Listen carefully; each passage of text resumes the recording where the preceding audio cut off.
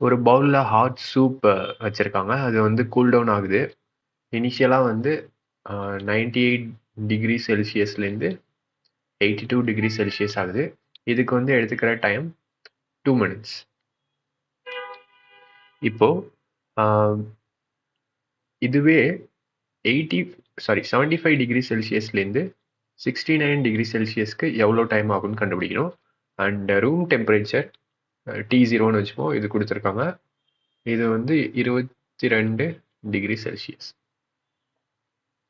Okay, இப்போ ஒரு ஆப்ஜெக்டோட temperature degrees ஆச்சுன்னா, டைமை டிபெண்ட் பண்ணி டிக்ரீஸ் ஆச்சுன்னா அது எப்படி எழுதலாம்னா டெல்டா டிடி பை டிடி. இதில் இந்த கேபிட்டல் டிங்கிறது டெம்பரேச்சர், இந்த ஸ்மால் டிங்கிறது time, which is equal to negative k times t average minus T0.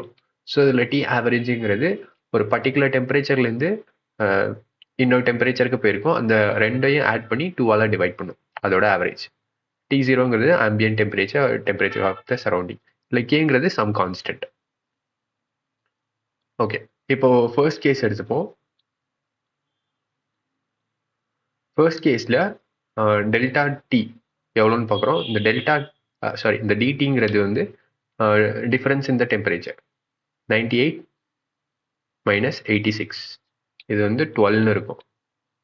அந்த இந்த டிடிங்கிறது வந்து டைம் 2 மினிட்ஸ். ஸோ இது 2ன்னு எழுதிடும், which is equal to negative k. இது நமக்கு தெரியாது.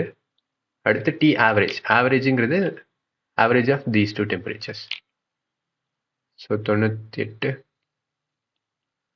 Plus 86 divide by 2 minus T0 22. Okay, so இதை சிம்பிளை பண்ணுவோம். 6ன்னு கிடைக்கும், which is equal to k into இது 72 minus 22. Sorry, is it 92? Yeah. So 6 equal to k into 17 கிடைக்குது.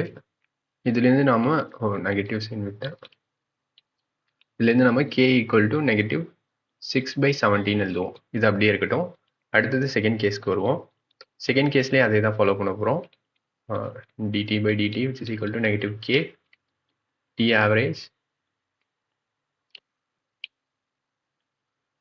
average minus T0. So negative K, இங்கே கேயோட value கூட substitute பண்ணிடலாம். கேயோட value substitute பண்ணோம்னா 6/17 கிடைக்கும். இங்கே ஆவரேஜ், செகண்ட் கேஸில் ஆவரேஜ் வந்து 75 + 69/2.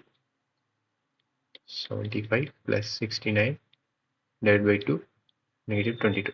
இந்த சரௌண்டிங் டெம்பரேச்சர் சேஞ்ச் ஆக போகிறதுல அது அப்படியே தான் இருக்கும். இங்கே சேஞ்ச் இன் டெம்பரேச்சர் பார்க்குறோம். ஸோ சேஞ்ச் இன் டெம்பரேச்சர் இந்த கேஸில் 6. ஸோ 6 டிவைட் பை இதுக்கு எடுத்துக்கிற டைம் நமக்கு தெரியாது. லெட்ஸ் கன்சிடர் இது வந்து டீன்னு வச்சுப்போம். இந்த டீ தான் நம்ம கண்டுபிடிக்கணும். ஓகே, ஸோ இப்போ இந்த 6/70 வரும். இது வந்து 72 minus 22. ஸோ 6/70 இங்கே 50. 5 கேன்சல் பண்ணிடலாம்.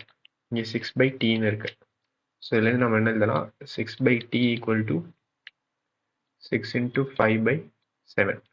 ஸோ 6 கேன்சல் பண்ணிடுவோம். அப்போது t equal to 7/5 கிடைக்கும், which is equal to 1.4 minutes. 1.4. Option 2 is the correct answer.